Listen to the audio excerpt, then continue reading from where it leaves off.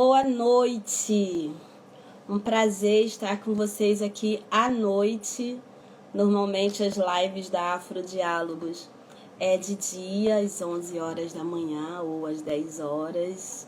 E hoje é com muito prazer que vou agora iniciar essa live às 7 horas da noite. É um horário atípico, mas hoje eu terei o prazer de conversar com a doutoranda Mariana Gino. Mariana vem se especializando nos estudos sobre a África e agora Mariana foi co-organizadora de um livro, História Social da Intolerância Religiosa no Brasil, Desafios na Contemporaneidade. Com muito prazer que recebo Mariana aqui hoje. Ela vai falar um pouquinho dessa obra que ela organizou juntamente com Ivani dos Santos Gomes. É um novo formato de trabalho da Afrodiálogos. Nós continuaremos com as nossas masterclass, mas iremos fazer esse formato de lives para divulgação de livros, né, de trabalhos nossos e dos nossos companheiros de jornada, né, trabalhadores aí da educação, produtores de conhecimentos que pensam em temas super relevantes. A temática de hoje, a intolerância religiosa, né, é um desses temas super relevantes que precisamos comentar. E é muito bom. História social da intolerância religiosa. Convidei Mariana agora para vir conversar conosco. Estou aguardando. Recebeu minha solicitação, minha querida?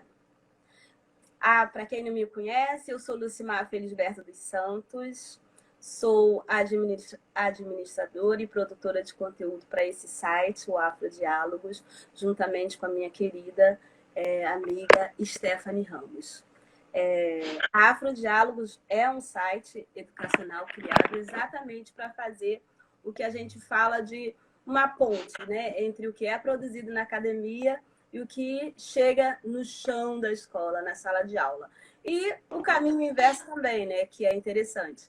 Trazer os saberes e a produção de conhecimento também dos professores para a sala de aula. E essa nova modalidade aqui, né, ela pensa nessa divulgação de livros lançados. Mariana, muito bem-vinda, muito obrigada. Boa noite. É um prazer receber você aqui para afrodialogar comigo. Eu adoro esse termo, fiquei meio apaixonada pelo termo afrodiálogos. Eu falei pouco de você, Mariana, porque você sabe, né, eu quis te dar a oportunidade de dar a saber quem é Mariana Gino para nossos seguidores. Primeiramente, muito obrigada, Lucimar e o grupo do Afrodiálogos pelo convite, né? Em meu nome, em nome do professor Ivani, que também organizou esse livro comigo e com todos os convidados, né, dos autores e autoras que também compõem a obra. Bom, meu nome é Mariana Gino, eu sou mãe, sou filha, sou sobrinha, sou neta de mulheres pretas, sou filha da Roseli, sou sobrinha da Maria Onofre, sou mãe da Onharonque, que é uma criança preta de 5 anos, moro em Juiz de Fora, faço parte do grupo As Roots, que é um coletivo de arte cênica e política aqui de Juiz de Fora. Atualmente estou doutorando em História Comparada pela UFRJ, sou orientanda do professor André Leonardo Chevitarese e do professor Ivani. Também coordeno o LIER, que é o Laboratório de História das Experiências Religiosas. Atualmente também estou na Secretaria-Geral do Centro Joseph Kizerbo para África e Diáspora, que é um comitê de pesquisa e extensão, pensando na relação Brasil e África. Na minha proposta de pesquisa, eu estou mais centrada na minha relação com a história da África, né? Apesar de transitar muito nesse meio da intolerância religiosa por conta dos trabalhos que eu venho desenvolvendo com o professor Ivani desde 2015, o meu trabalho especificamente é sobre história da África, né? Mas como a gente compreende que aqui no Brasil a gente precisa trazer esse debate muito mais à tona, principalmente nos campos, no espaço escolar. Eu também venho atuando nas questões de tolerância religiosa, principalmente no espaço escolar.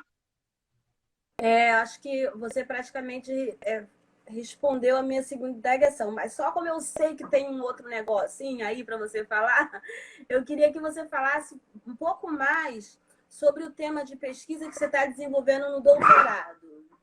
Ah, sim. Bom, minha trajetória ela é marcada um pouco por esse conhecimento da África, né? Assim como a autora Neuza Souza, ela bem coloca no livro dela Tornar-se Negros, que nós não nascemos homens e mulheres negras, nos tornamos negros. Eu também desconheci a história da África. E desde 2012, 2011 para 2012, eu comecei a participar do grupo de estudo aqui em Juiz de Fora que se chama Áfricas, que é coordenado pela professora Fernanda Tomás, que é uma grande referência para mim na história da África. E desde 2012 eu comecei a pesquisar sobre o processo de reescrita da história da África. E meu trabalho de mestrado foi pensando esse movimento de reescrita da história da África que surgiu na década de 1960 com o professor José Kizerbo e os desdobramentos posteriores e os impactos que isso tem hoje na produção acadêmica. Então esse foi um pouco do meu trabalho de mestrado. No doutorado, depois de ter experimentado participar de um congresso do Congresso das Humanidades na Bélgica, eu fui convencida da importância de pesquisar intelectuais negros no campo da história intelectual, porque tem muito poucos trabalhos para poder pensar essa produção. E quando eu digo isso, não é apenas eu trazer para o cenário acadêmico, para o cenário educacional, quem foi fulano, quem foi ciclano. É poder pegar e traçar um pouco desse percurso, dessa construção da intelectualidade desses autores e dessas autoras, né? Então, em 2018, eu entrei no programa de pós-graduação em História Comparada, também fiz mestrado na História Comparada. Na época, eu fui orientando do professor Murilo e trouxe para o doutorado a ideia de traçar esses percursos intelectuais do professor José Kizerbo, que é o pai da historiografia africana, muito pouco lembrado nos meios acadêmicos. Ele é lembrado muito em função do HGA, volume 1, e a idealização dele são os 8 volumes, aí eu fico um pouco chateada em relação a isso, porque é um autor de uma dimensão inimaginável, assim, né? E em 2019 eu tive a oportunidade de ir para Burkina Faso, fazer um pouco de um trabalho de campo, conheci a filha do professor José Kizerbo, atualmente sou parceira do professor Lazari, junto com o professor Ivani Lazari Kizerbo, que é o filho do professor José, dentro do centro de pesquisa, e a gente vem buscando trazer essa perspectiva mais africanista para o processo de conhecimento da África, na perspectiva afrodiaspórica. Por que eu digo isso, Lucimar? Porque eu enfrentei no meu processo de graduação, de mestrado, uma série de questões e principalmente questionamentos da importância do meu trabalho, porque eu busco, dentro da minha pesquisa, trazer autores e autoras africanos, né? Africanos e africanas, para dialogar com um tema da história. Mas só que aí é uma questão, né? Aqui no Brasil, por sermos um país totalmente colonizado e viver com esse ideal europeu, a gente tem uma divisão muito estreitinha de cada campo do saber. Em África é bem diferente disso, né? E eu sempre coloco e busco trazer esses meus trabalhos para você compreender o continente africano, você vai ter que fazer um debate interdisciplinar. Você vai na literatura, você vai na filosofia, você vai na geografia, você vai no campo das ciências exatas, no campo da saúde, porque não é possível compreender os processos da construção do continente africano a partir de um viés, né? Então, eu trago isso para minha pesquisa pensando no doutorado, tudo isso a partir do José Kizerbo, né? Pensar quem é esse fenômeno José Kizerbo, né? Que vai completar o ano de 22 de junho do ano que vem 100 anos, e quais são os impactos da escrita dele e dos trabalhos dele no campo da educação, principalmente no campo da história. Eu acho interessantíssimo isso que você colocou, porque essa história da gente colocar cada perspectiva em uma gavetinha, acaba que algumas gavetas não são abertas, né? Então, quando você tem o conhecimento de uma forma de leque, pensando em todas as possibilidades de construção do mesmo, aí as coisas mudam, você entende um processo na sua plenitude, né? E é muito complicado, principalmente quando a gente pensa nessa perspectiva africanista, que ela fica numa gaveta muito própria, que só abrem os negros. Isso não é uma perspectiva boa, né? Porque tem que ser uma construção social mesmo. Por isso que eu queria que você falasse dessa perspectiva que vocês colocaram no livro, né? De pensar a história social da intolerância religiosa, né? Eu queria que você falasse um pouco sobre a organização dessa obra. Sim. Bom, em 2015, quando o professor Ivani entrou no programa de pós-graduação História Comparada como aluno do mestrado, ele já começou a movimentar para que a gente pudesse construir um laboratório de pesquisa, né? Aí, conversando com o professor André, ele sugeriu que fosse uma linha de pesquisa dentro do laboratório de pesquisa do LHER, né? Laboratório de História e Experiências Religiosas. E desde 2015, o professor Ivani vem trazendo esse debate para o campo acadêmico, pensando nas perspectivas históricas. E aí, claro, a história comparada ela nos dá essa possibilidade, principalmente por causa da diversidade, da pluralidade e do diálogo interdisciplinar que ela propõe. Então, eu acho que a gente, indiretamente, está no lugar certo e no momento certo. E o professor Ivani já vinha fazendo um trabalho todo buscando essa compreensão bem antes de entrar na academia, né? Enquanto parceira de trabalho do professor Ivani, eu sempre pontuo que tudo isso que a gente traz é em função dos trabalhos deles, né? Eu sempre gosto bem de separar, falar assim, olha, eu estou trabalhando enquanto pesquisadora, enquanto também idealizadora desse projeto, mas essa cadeira que a gente almeja ser uma cadeira de pesquisa não é minha. E nem quero ocupá-la, eu quero dialogar lá com a história da África. E aí, em 2015, o professor queria a linha de pesquisa Experiências Religiosas Tradicionais Africanas, Afro-Brasileiras, Racismo e Intolerância Religiosa, uma perspectiva que esse grupo pudesse abraçar alunos e alunas negras e alunos de religiões de matriz africana. Então, o grupo hoje, a linha de pesquisa, ela é composta por, basicamente, alunos e alunas negras e alunas das religiões de matriz africana.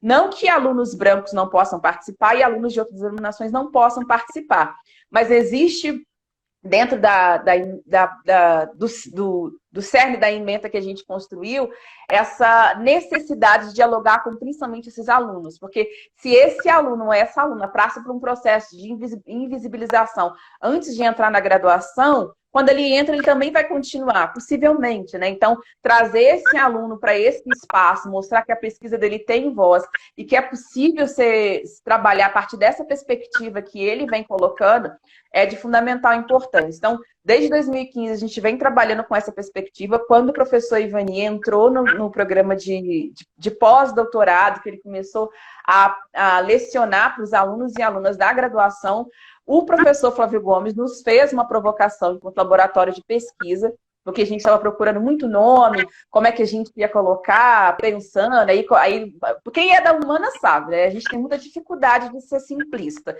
Pede para a gente criar um título de um trabalho, a gente dá quase 3 linhas de trabalho, de título, né? A gente não consegue colocar assim, história social. Não, a gente tem que criar um nomezão, sabe? Como a gente fala, um nome muito grande, um trem muito doido. Então, com isso, o professor Flávio Gomes nos fez a provocação de colocar o nome desse eixo de pesquisa, né, que hoje também é uma linha de pesquisa no LHER, de História Social da Intolerância Religiosa. E aí a gente ficava batendo cabeça, eu falei, vamos jogar a peteca pro alto, que cair, se cair de um lado é, se cair não é. Mas foi muita conversa mesmo com o professor Flávio Gomes, com o professor André e com o professor Ivani. E aí a gente começou a modelar todo esse aspecto, porque não é uma ideia de um grupo de pesquisa, de uma linha de pesquisa dentro de um laboratório que vai só receber esses alunos, mas que de alguma forma vai promover o diálogo da produção com esses alunos com o campo acadêmico. E para além do campo acadêmico, o espaço escolar. Porque boa parte, digamos que 99% dos autores e autoras que estão fazendo parte desse livro, eles estão no espaço escolar. Então, isso para a gente é muito importante, muito importante. Então, com a construção que a gente fala cadeira, porque a gente almeja e nós estamos na luta para que seja uma cadeira futura dentro do campo da história comparada, né? A gente optou por pegar tudo que a gente vinha construindo, principalmente com os alunos da graduação e da pós-graduação, para trazer para esse processo de reflexão. Por quê? A gente fez uma experiência, eu falo, a gente que é de sala de aula, a gente está todo momento fazendo experiência. Todo momento. E a gente lançou para inscrição, para graduação ainda em 2019. Primeiro semestre de 2019. E para nossa surpresa, para uma turma que só pode ter até 30 alunos, a gente teve 65 alunos inscritos para graduação. Alunos do curso de História e alunos de outros cursos e alunos fora da UFRJ. Então, isso chamou muita atenção. A gente está compreendendo o que eu digo que a gente está compreendendo? Porque agora, exatamente ontem, quinta-feira, que o professor Ivani começou a lecionar a disciplina História Social da Intolerância Religiosa para os alunos de pós-graduação, a gente fechou uma turma com 55 alunos. 55 alunos, porque ainda falta mais 20 que ainda não acessaram o sistema. Então, são 55 alunos. Vamos colocar 75 alunos de pós-graduação, de todo o Brasil. Então, existe uma carência muito grande, Lucimar, desses alunos, desses pesquisadores, para discutir, para debater o tema. Por quê? Quando da promulgação da Lei 10.639, ninguém nos deu a forma do que a gente tinha que fazer e como fazer. Ninguém nos deu a receita de bolo. Olha, Lucimar, você, como professora de história, que está envolvida, que agora vai lecionar pensando a Lei 10.639, você vai usar esse autor, essa autora. A gente teve que começar a criar, e muitas vezes criar do zero, né? E dialogar muito com o movimento negro, porque essa é uma das grandes conquistas do movimento negro. E aí a gente parte meio que do limbo para poder construir todo esse processo. E nesse processo também, nesse bojo dessa promulgação da Lei 10.639, está a questão da relação das culturas afro-brasileiras e das religiões de matriz africana. Então, a gente tem uma perspectiva que até então, digamos aí, antes do advento dos anos 2000, as religiões de matriz africana, elas sempre foram vistas como marginalizadas, subalternizadas, e não era pautado o aspecto de luta dessas religiões.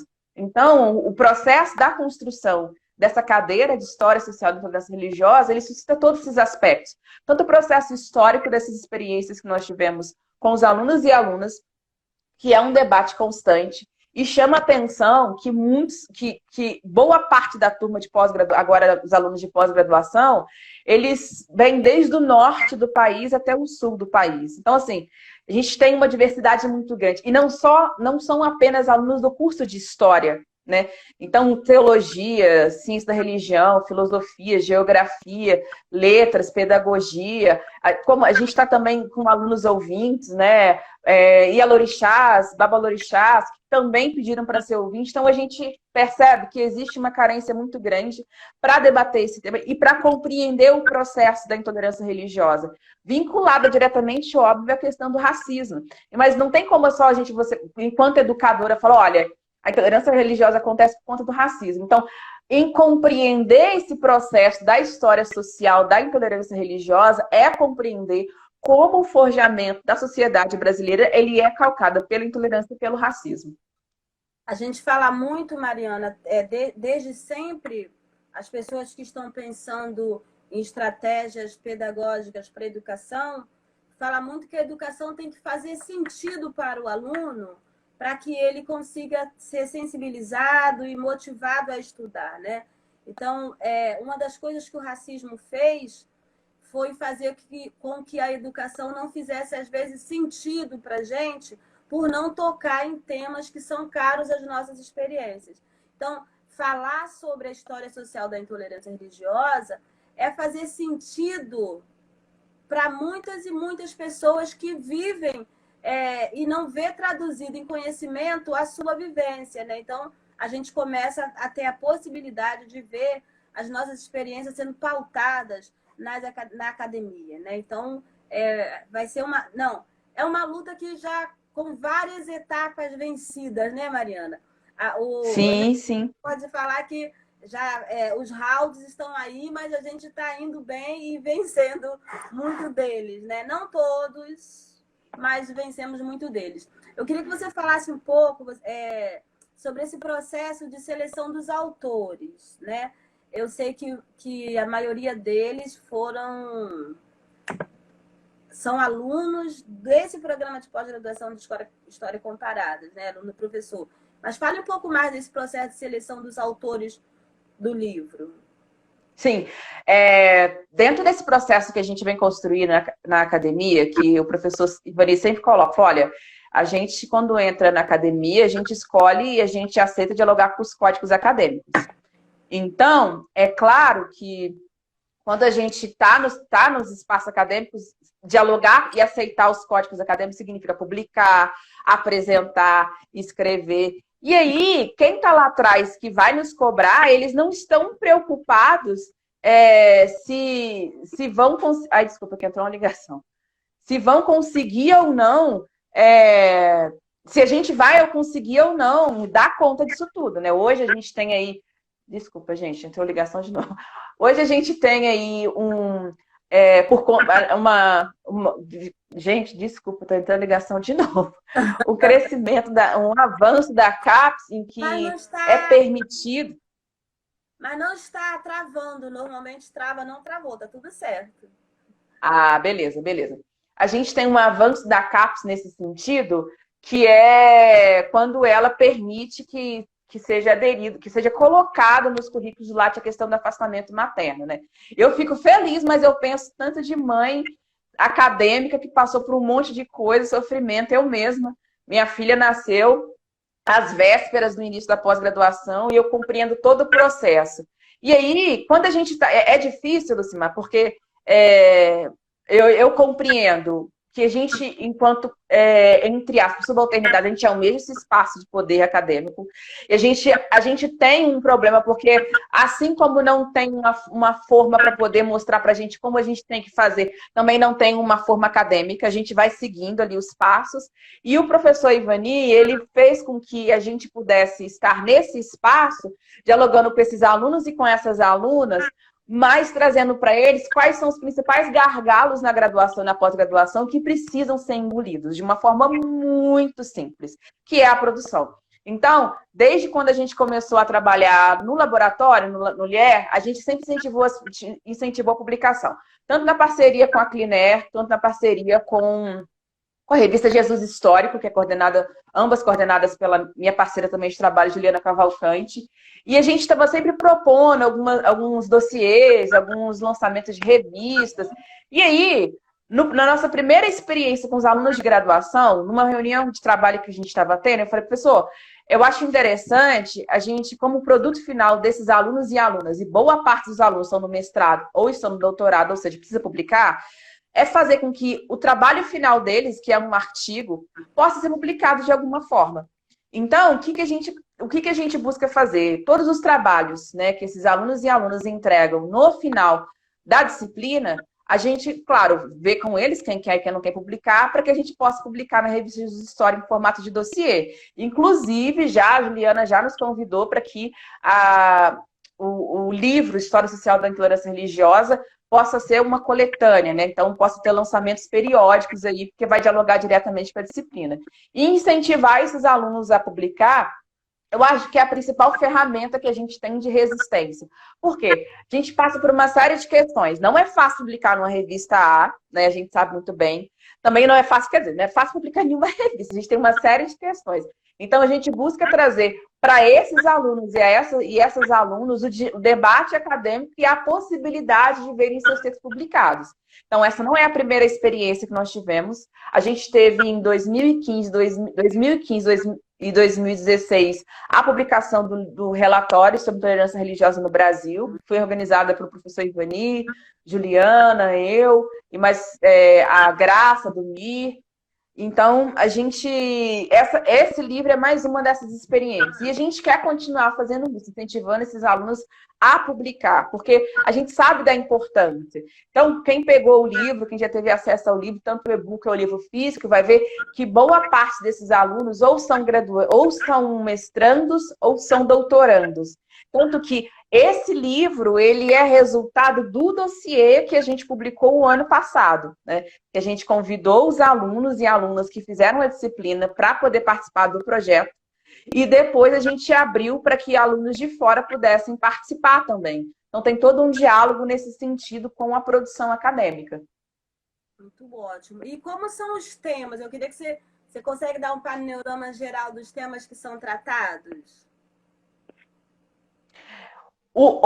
Foi até engraçado, mas não do ponto de vista cômico. Eu estava na última live que eu participei com os autores, eu falei assim, gente, No dossiê de 2015, quando a gente publicou o relatório, a gente apontou, a gente não, né? Os dados apontaram que o terceiro agressor de intolerância religiosa está na escola. Ou seja, os professores e as professoras são os maiores algozes de intolerância religiosa, são os que mais praticam intolerância religiosa na escola.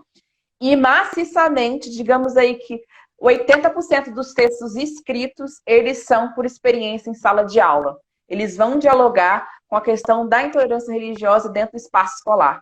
Então, isso chama atenção, porque ao mesmo tempo que existe um processo de carência de produções para dialogar com esse tema, existem muitos professores e professoras, pós-graduandos e pós-graduandas, que estão no espaço escolar, ou que não estão no espaço escolar, mas pesquisam o espaço escolar, que estão vendo que o grande problema é no campo da educação. Então, a gente vai ter tanto pensando no sentido da formação dos alunos, do corpo docente, do corpo discente, né? Nas práticas pedagógicas institucionais dentro da escola, pensando na reflexão da possibilidade de que a Lei 10.639 possa ser efetivamente colocada no espaço escolar, porque a gente compreende que ainda não ela é uma conquista, mas ainda não é uma prática comum entre os professores e as professoras.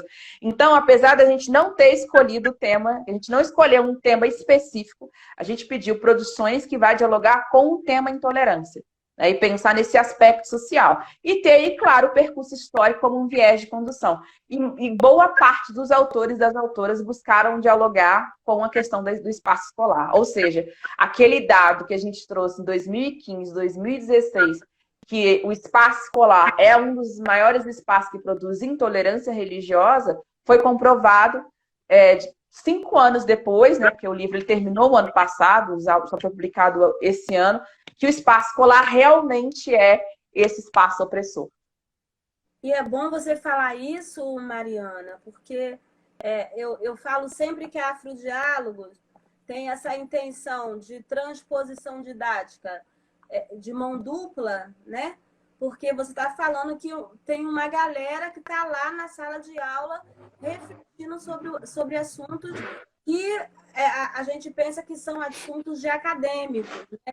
Mas quer dizer, é muito interessante isso. É a vivência na escola, é a partir da vivência da escola que se faz essa reflexão, né, sobre a intolerância, sobre a experiência social da intolerância religiosa. Eu acho fantástico esse dado que você colocou aí. Mas, assim, para a gente escurecer um pouco mais o assunto, eu queria que você explicasse um pouco sobre a perspectiva social do livro. A gente é um pouco formado em história social, a gente já tem um pouco, né, em tela o que seria isso. Mas aí, para o pessoal que não tem essa formação, queria que você esclarecesse um pouco essa perspectiva social das abordagens do livro. Sim, tudo bem. É porque eu sou assim, às vezes eu vou direto, me empolgo no Afrodiálogos, e não interajo com as pessoas, né? Então, eu queria agradecer muito os presentes. A gente tem um público rotatório aí, mas o professor Ivani acabou de nos parabenizar. A Yasmin Lobo, sua filha entrou logo depois, Kátia Lousada, minha filha, o Marcelo Paixão, o Kleber Lucas, o Cláudio, que é um querido, está sempre aí acompanhando a gente, tá? Minha filha Luaninha. Muito obrigada a todos que estão e os que passaram por aqui para acompanhar esse nosso Afrodiálogos. Por favor, minha querida, sobre essa perspectiva social da história da intolerância. Sim, Lucimar, boa parte dessa perspectiva vai dialogar com a compreensão do racismo na sociedade brasileira. Né? Porque quando a gente fala em intolerância religiosa, a gente não consegue classificar, explicar de forma social o porquê. Né? Então, a gente vai dialogar com a construção social do Brasil, vai trazer esse aspecto do racismo como forjamento dessas relações sociais no Brasil, como isso ele vai ser camuflado através do que a gente chama de racismo brasileiro, e como isso vai incidir nas relações estruturais. né? Falando de uma forma indireta, em 2015, quando o professor Ivani e eu publicamos um artigo sobre o caso da Kailane, a gente buscou refletir que a pedra que atingiu a Kailane, ela tem todo um percurso histórico, todo um percurso social, político e religioso até atingir a menina, né? Na época tinha, acho que não me engano, 11, 12 anos. Então, não é só a pedrada. O percurso da pedra é um percurso histórico, que a gente vai compreender o porquê que que as religiões de matriz africana são mais marginalizadas. Por que existe todo um histórico de perseguição em relação às religiões de matriz africana, porque só é possível compreender as religiões de matriz africana, compreendendo o processo da chegada dos homens e mulheres negros no Brasil na condição de escravo. Por que só é possível compreender a intolerância religiosa se a gente for dialogar com a construção do racismo científico e com as perspectivas políticas hoje no Brasil, principalmente com o crescimento do movimento neopentecostal e pentecostal, que tem por, não, aí abrindo um parêntese alguns, né, que tem por esteio aí agir de forma agressiva com essas práticas religiosas. Não tem como a gente pegar um único aspecto, um único percurso social para compreender hoje o processo de intolerância. A gente vai dialogar com várias questões. Tanto que a gente traz para poder compreender, principalmente para os nossos alunos e nossas alunas, com base nos textos que a gente vai construindo em sala de aula, que não é possível hoje. E isso eu acho fantástico, porque eu, mesmo sendo da história, eu gosto da possibilidade de ter um diálogo interdisciplinar. Eu não gosto daquele negócio fechadinho, não. Eu quero dialogar com a filosofia, com a sociologia, com a literatura. Porque a gente vai ter essas narrativas através de vários autores e várias autoras para que a gente possa compreender o processo, né? E isso faz muito bem, porque se a gente está falando de uma religião, de práticas religiosas que tem o seu seio nascendo em África, a gente vai compreender que África não é um processo de dualismo ou maniqueísmo de bem ou mal. África é plural. Você pode ser isso e aquilo também. Aqui no Brasil é totalmente diferente. Então, compreender esse processo religioso aqui, também compreender como esse dualismo, esse maniqueísmo se manifesta nessas relações sociais, né? Ou você é candomblessista ou você é cristão, né? Talvez se você for da comunidade judaica ou da comunidade muçulmana, você pode ser muito mais bem aceito, né? Porque estão ali as religiões do livro, que vão dialogar com o livro. Mas você não pode ser uma coisa ou outra. Então, compreender esses processos históricos, compreender esse processo social, é compreender essa complexidade da formação da sociedade brasileira, né? E por quê? Porque não tem como você ler um jornal da década de 1950 e ver que as religiões estão sendo perseguidas, ou que o batuque está sendo perseguido, sem compreender o processo do porquê que estão sendo perseguidos. Sabe? É por isso que eu gosto muito dessa analogia em relação a esse movimento histórico da pedra, do lançar a pedra e compreender o trajetório ou o percurso da pedra até atingir a Kailane, né? Porque não é, hoje a gente não fala só na Kailane, a gente fala em outras Kailanes pelo mundo e principalmente no Brasil, que são vítimas de intolerância religiosa constantemente. E aí é um processo cotidiano. Por que eu digo um processo cotidiano? Porque eu sou do campo da história do pessimismo. Eu não acredito que as coisas vão acabar amanhã, não. A gente pode manifestar, a gente pode protestar, mas eu não acredito que o racismo vai acabar amanhã, que a intolerância vai acabar amanhã, que a homofobia vai acabar amanhã, que o feminicídio vai acabar amanhã. Por quê? Porque existe uma estrutura social, política, religiosa e econômica que se alimenta de todos esses ismos, né? Então, não tem como a gente achar que essas estruturas elas serão destruídas ou reconstruídas de um dia para o outro. Então, eu acho que é um percurso muito longo, muito longo. A gente está pensando aí mais de 300 anos pós a abolição da escravidão e tudo que a gente está vivendo até hoje. Mas vamos tentar pensar, refletir dos 300 anos antes, né? Que é um percurso muito mais difícil. Então, quando eu falo, por exemplo, quando eu dialogo com os meus alunos da necessidade da compreensão de aspectos sociais, da construção histórica do Brasil ligada à questão da estrutura social, é compreender isso. E aí eu convido um pouco a Grada Quilomba, no livro dela, Memórias da Plantação, que ela bem diz, olha, os países coloniais, os países que experimentaram o processo de colonização, vivem da glorificação desse passado. Ou seja, o Brasil a todo momento vive da glorificação desse passado. E quando eu digo vive da glorificação desse passado, é porque ele não está preocupado em nenhum momento de se questionar enquanto Estado o porquê que um Estado que se diz laico ainda permite que pessoas sofram violências por conta das suas escolhas religiosas. Então, a glorificação desse passado é não compreender que, sim, o Brasil é um país racista, é um país intolerante, é um país homofóbico, é um país xenofóbico, que mata mulheres todos os dias, que mata preto todo dia. Então, essa glorificação desse passado, ela é real, ela é cotidiana. Né? E quando eu falo que eu sou um pouco historiadora pessimista, que eu falo assim, gente, pode ter aí trocentas referências hoje no mundo capitalista chamando para o diálogo que eu não acredito que isso vai mudar tão facilmente. Acredito que vai mudar. Eu tenho esperanças que vai mudar. Mas não acho que seja para essa era que eu estou vivendo, não. Sabe? Que eu fico tentando fazer minhas projeções. Daqui 30 anos fica você, daqui mais 30 fica você. Não sei se quando chegar nos meus 90 vou conseguir ver um pouco dessa estrutura. Mas eu acredito em revoluções. Eu acredito em revoluções, sabe? Eu, Mariana, hoje, me assumindo enquanto mulher preta, candomblessista, iniciada no culto no culto de Ifá na Nigéria, que escolhe viver a plenitude da minha negritude, tem um impacto social, político, né? Então, isso é um aspecto social que eu escolhi, mas o processo contrário é muito forte. Enquanto eu escolho ser mulher negra, a todo momento a sociedade está me dizendo que não é legal ser mulher negra, que não é legal ser mulher preta. Né? Então, compreender esses aspectos sociais da intolerância, compreender todo esse pacotão, sabe? Eu falo pacotão para a gente poder compreender de uma forma mais popular, mas esse pacotão que isso suscita, sabe, Lucimar? E eu falo, eu tive uma experiência, quando eu lecionei em escola particular, de conviver um pouco com isso. Então, eu lecionei em escola particular, numa escola confessional, e vivia a todo momento esses embates entre escolher ser uma mulher negra militante e que vai trazer esses temas para a escola, ou me silenciar por conta do que eu recebia, né? E não buscar nenhum tipo de reflexão.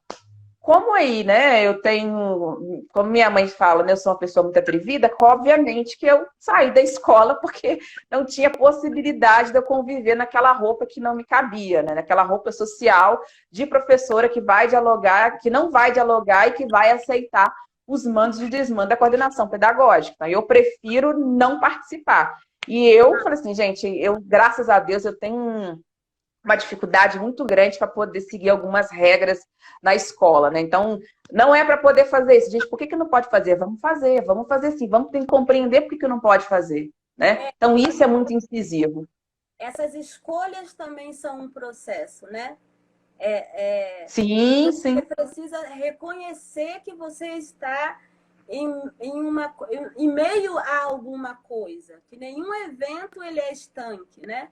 Não só esses eventos como esse mais amplos que a gente está falando sobre o racismo, sobre a intolerância religiosa, mas mesmo as nossas escolhas, elas têm que ser entendidas em meio a um movimento que é processual e nunca vai ser estanque. Vai depender das relações que a gente estabelece com os outros, com o mundo e conosco mesmo, né? Por isso que a gente fala em tornar-se negra, né? E cada um tem um momento de se tornar negra, cada um tem um momento de ter uma sensibilização em relação às questões raciais, né? Porque é sempre processual. Então, eu sou mesmo apaixonada pela história e essa perspectiva processual da história me encanta muitíssimo. Mas, Mariana, querida, você encontra alguns pontos de contatos, né, entre as abordagens do livro e o seu tema de pesquisa? Ou são coisas que seguem paralelos? Não, eu acho que elas nascem no mesmo núcleo, né? Que essa busca por compreender a história da África. E quando eu faço o caminho inverso, porque eu não queria centrar a minha análise no Brasil. Então, eu vou dialogar pensando África, né? A partir de Burkina Faso. E aí, quando eu volto meu diálogo para o Brasil, eu compreendo que existe um problema que eu preciso compreender para que eu possa trazer essa reflexão, essa questão africanista, né? Então, são coisas que vão dialogar diretamente. Por mais que o livro ele esteja centrado numa análise, nas análises, pensando a intolerância religiosa, num artigo que eu escrevi com Ana e Felipe, a gente buscou trazer essa reflexão a partir da reescrita da história. Por que eu digo isso? Porque tudo até hoje que a gente tem, boa parte das produções que a gente tem em relação às religiões de matriz africana, não foram feitas por adeptos e adeptas das religiões de matriz africana. Então, quando eu falo num processo de reescrita da história, como diz a Chimamanda, para a gente não correr o risco da história, do perigo da história única, é pensando na possibilidade desses homens e mulheres das religiões de matriz africana reescreverem as suas experiências históricas, as suas experiências sociais, a partir daquilo que eles vivenciaram, né? Porque o mote que o Kizerbo traz da necessidade da reescrita da história é pensando dessa reescrita a partir do sujeito negro africano. Então, eu vou trazer esse processo de reescrita da história a partir desse sujeito das religiões de matriz africana, seja ele branco ou preto, né? Mas a partir dessa experiência, que vão se citar, obviamente, de formas diferentes. Então, não tem como pensar a reescrita da história sem pensar nesse sujeito que está inserido na história. Então, eu, Mariana, hoje vou escrever as minhas experiências, ou vou escrever com base naquilo que eu vivi, ou relatando ou dialogando com os processos da minha construção, pensando na necessidade da descolonização das minhas experiências. E quando eu falo descolonização, é colocar esse sujeito da religião de matriz africana no topo para que ele possa compreender. Tem um autor que eu gosto muito, que é o Carlos Lopes, e ele traz essa reflexão, né? Que ele é uma reflexão que eu gosto muito de usar nos meus textos, e uso muito na minha tese, na minha dissertação, que é da pirâmide invertida.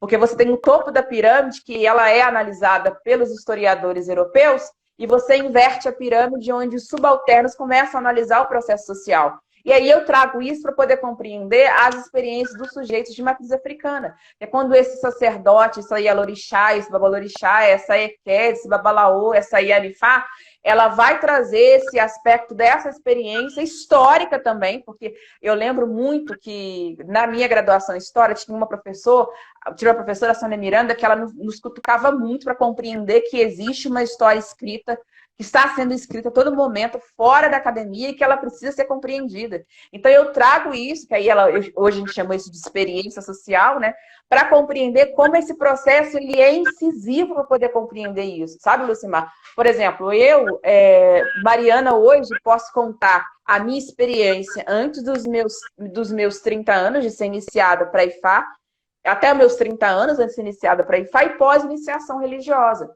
E isso que suscita na minha visão hoje de compreensão deste mundo, né? Porque eu não escolhi nem um pouco ficar deste lado ou desse lado. Eu escolhi ver esse pluralismo e essa diversidade. Por quê? Porque se eu falar para você, olha, a minha pesquisa não dialoga nada com aquilo que eu estou produzindo, eu estou me desdizendo, sabe? Todo o argumento teórico que eu estou colocando ali, sabe? Até a reflexão que eu chamo de experiência, eu estou me desdizendo. Então, faz sentido e ela dialoga. Eu falo muito que eu gosto de dividir, que eu gosto de estar no outro lado, porque eu falo, quem me conhece sabe aí que eu queria ter 54 vidas para poder conhecer cada país do continente africano, porque eu sou verdadeiramente apaixonada.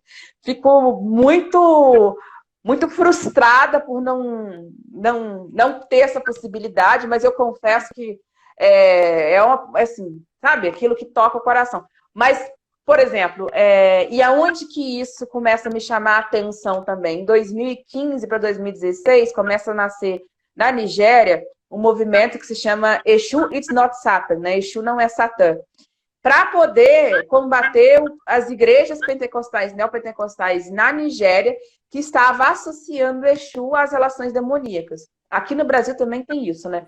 E aí esse movimento começou a ficar muito incisivo, e aí o professor Ivani, a gente escreveu um artigo também sobre isso, e para poder chamar para reflexão do que está acontecendo lá, claro, a partir de uma outra visão, de uma outra ótica, também está acontecendo aqui no Brasil, né? Então, esse processo de compreensão da pesquisa e do trabalho, ele faz com que eu possa minimamente construir esses laços dessa perspectiva social, sabe? Então, por quê? Quando a gente fala história da África ou história história afro-brasileira, existe um diálogo ali, né? Existe uma coisa que complementa, elas não são uma coisa separada, sabe?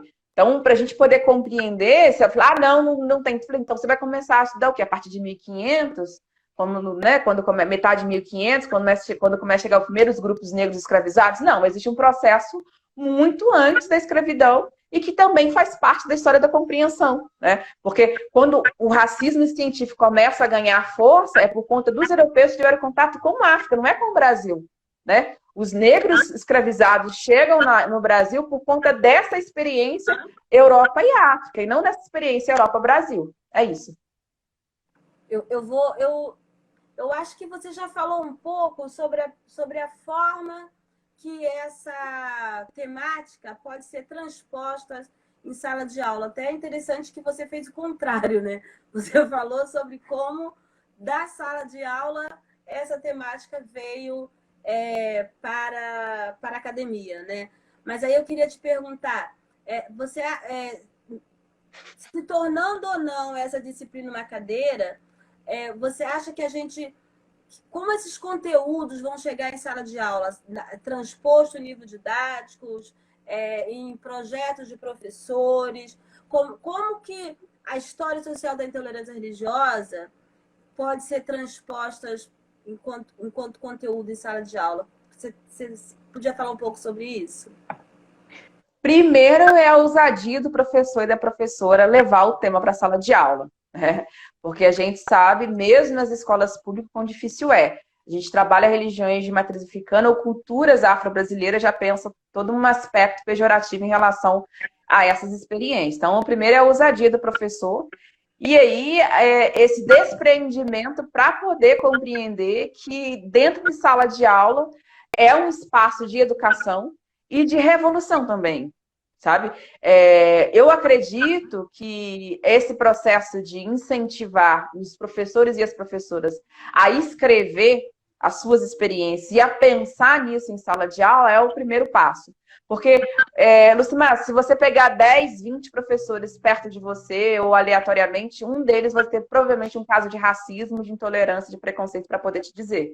Então, existe uma questão aí muito mal resolvida no campo escolar que a gente precisa dialogar. Pensar em livros didáticos, acho que fantástico a gente pensar na proposição, mas eu trago sempre essa experiência, quão frustrante foi para mim no campo da ciência do ensino religioso, que foi a primeira disciplina que eu lecionei como professora, o quanto isso me trouxe algumas questões não muito positivas, porque tinha um exercício que era ligue cada criança ao seu tempo religioso. Aí tinha o cristão com um tal, o bonequinho do cristão para ter ligado na igreja,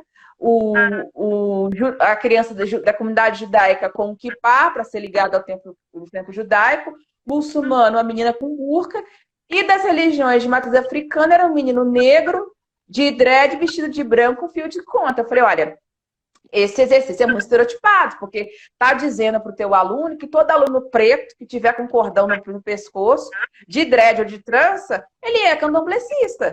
Então, existe uma estereotipação. Claro que eu compreendo aí o exercício e a boa vontade do autor do livro de trazer isso para reflexão. Mas a gente precisa compreender que hoje, 2020, a gente tem um grande número de especialistas que podem assessorar nessa produção. E aí é desde incentivar os alunos a trazer esses temas para a sala de aula, debater esses temas de sala de aula, trazer para momentos que não seja especificamente apenas o 20 de novembro ou o 25 de maio, para que essas reflexões possam ser muito mais incisivas, né? E que o professor possa dialogar com isso também e com o corpo pedagógico, que é o maior desafio. É o maior desafio. Aqui em Minas, principalmente na cidade que eu vivo, mas boa parte das cidades mineiras tem muitos colégios confessionais, né? Que são os colégios cristãos. Então, a gente tem uma outra realidade. As escolas particulares, aqui, por exemplo, que é a minha experiência, elas não estão desvinculadas do aspecto religioso, né? Boa parte delas são vinculadas a seminários, a conventos, então tem todo um aspecto já arraigado na construção social. Então, duas palavras, ousadia do professor e revolução em sala de aula, sabe? Porque achar que isso vai estar amanhã no livro didático, não vai estar. Obviamente que um livro como esse que a gente está publicando, ele tem um público específico, mas é possível pensar a partir dessa experiência que é descrita no livro, como trabalhar essas questões em sala de aula. Sabe? Por que eu estou dizendo que é Oxalá e não é Jesus? Por que eu estou dizendo que é Ogum, não é São Jorge? Que é Santa Bárbara e não é Iansã? Por que essas relações e por que em determinado período do tempo histórico houve a necessidade de camuflar as experiências religiosas dos sujeitos negros a partir dessas identidades cristãs. Então, tem um diálogo muito amplo. E aí eu lembro que é uma questão muito viva ainda e presente para mim, que depois de um baque com o corpo pedagógico meio que me cerceou de trabalhar sobre essas questões com os alunos, eu falei, olha, na minha sala vocês podem ser o que vocês quiserem. Não tem problema nenhum. E aí eu estava até conversando numa entrevista que eu dei hoje de manhã. Eu nunca vi, na época, nunca tinha visto até então, tanto aluno de escola confessional das religiões de matriz africana. Porque na hora que eu falei, vocês podem ser o que vocês quiserem, foi uma chuva dos alunos colocando as guias para fora e falando que era de tal centro, perguntando se eu ia, me convidando para ir, porque isso é real, sabe? Eu acho que seria inocência da nossa parte achar que a gente está dando aula para alunos ali que só um viés religioso ou que só teve uma experiência religiosa. O Babá Wellington está falando sobre Wellington, o quão difícil é, né? Sobretudo nessa época aqui que a gente está com esse governo problemático. Mas é complicado a experiência ser pontual, né?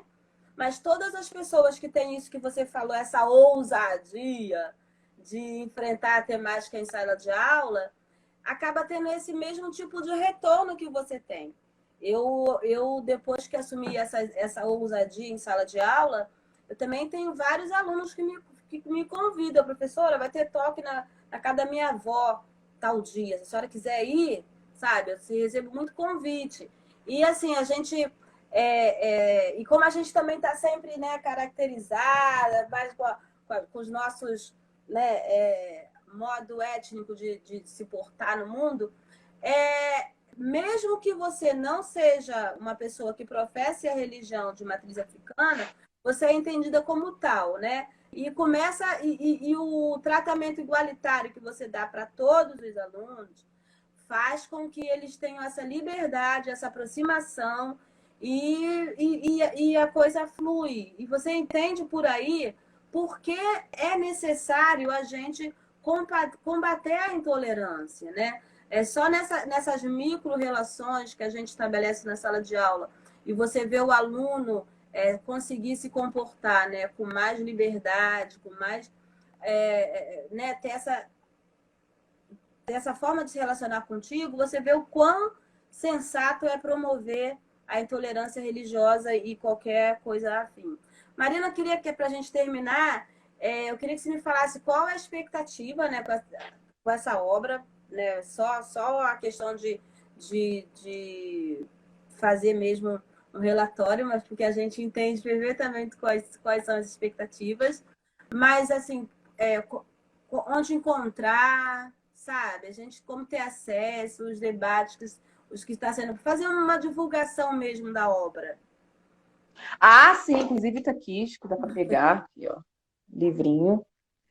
Ele foi publicado pela editora Cliner, né? Na verdade, foi um convite da editora Cliner. E a gente conversou com os autores, e os autores eles toparam na hora. Ele está à venda no site da Cliner e também no site da Amazon. Hoje ele está tanto em versão física como um e-book. Então é só acessar ou no site da Amazon ou no site da Cliner para poder adquirir o livro. E as perspectivas, assim, eu fico pensando, Lucimar, a gente está com uma turma de 75 alunos agora. Ainda 75, porque tem até semana que vem para confirmar a matrícula, né? A gente vai ter que lançar aí volume 1, 2, 3, 4, porque é muita gente pensando e querendo dialogar com o tema, sabe? E aí, na disciplina que eu estou como monitora, por conta do doutorado, eu fico vendo os alunos e as alunas, né, que são professores que estão na condição de alunos e alunas, ou sacerdotes, sacerdotisas que estão na condição de aluna, conversando um pouco sobre essa experiência e onde a gente vê a necessidade de realmente trazer cada vez mais esse tema para o debate, sabe, Lucimar? Existe uma carência muito grande. Muito grande. Então, desde a primeira dossiê que a gente publicou, que foi uma coisa mesmo um pouco tímida, mas pensando de uma forma dessa relação, né? E aí, além do livro da intolerância social religiosa no Brasil, tem o livro do professor Ivani, que boa parte dos alunos já leram, que é o Marchar Não é Caminhar. onde ele traz esse aspecto dessa construção, dessa experiência de resistência dos movimentos das religiões de matriz africana no Brasil, e que, querendo pontuar de uma forma mais incisiva, a história social da intolerância religiosa é um desdobramento também dessa pesquisa do professor Ivani, né? Então, compreender esse processo social e ver nossas expectativas é poder ler os dois livros e ver o quão importante é a gente promover esse debate e trazer isso para o campo, para o espaço escolar, né? Então, quando eu te disse anteriormente que mais de 70% dos autores escreveram pensando no campo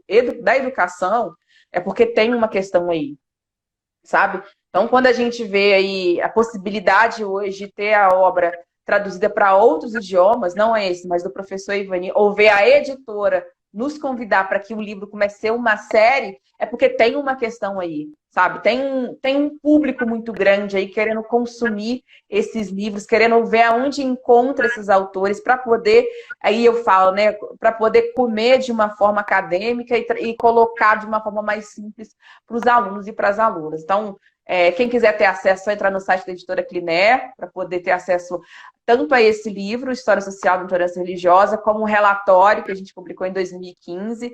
E quem se interessar pelo livro do professor Ivani Machado no E-Caminhar, ele está à venda tanto pela Palas e no site da Amazon também. Wellington, muito obrigada pelos parabéns. Estamos, sim, unidas na luta contra o preconceito, o racismo, a intolerância religiosa e correlatas. Mariana, muito obrigada, muito obrigada, muito obrigada. Alguns dias atrás, uma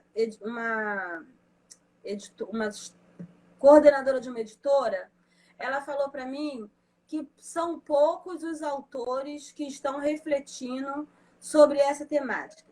A gente que está imerso nesse universo, a gente pensa que todos estão refletindo sobre as relações étnico-raciais.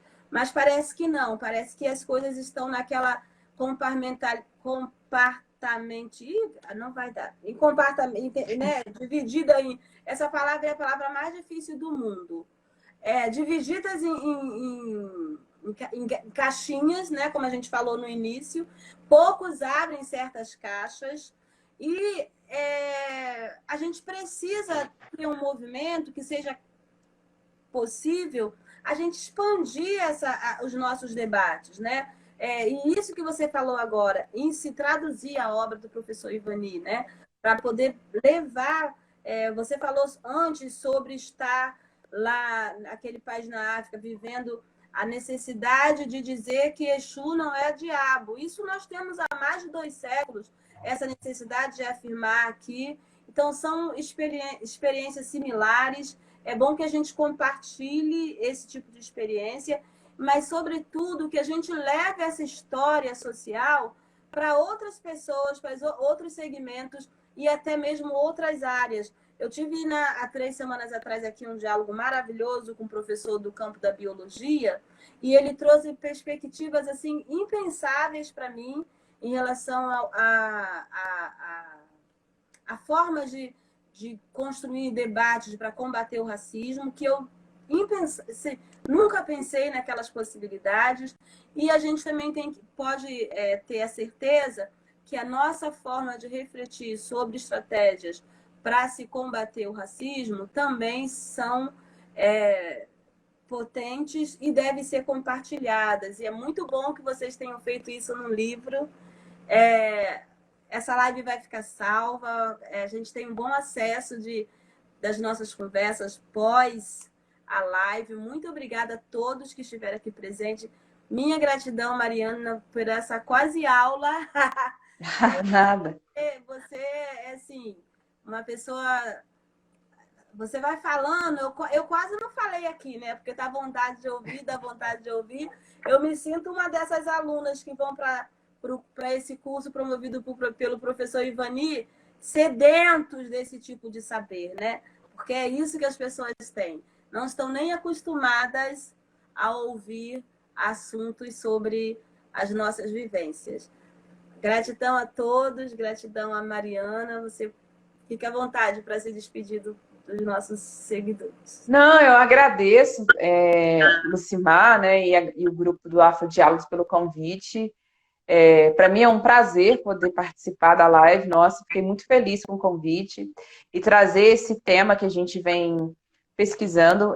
Esse ponto que você terminou sua fala, Lucimar, falando desses poucos autores que escrevem sobre essas questões, não me espanta, mas muito me entristece, porque a gente vê que ainda existe, nós precisamos ainda publicar muito mais, escrever muito mais sobre a questão desses temas e que a gente possa ter mais autores negros e negras escrevendo sobre esses temas, né?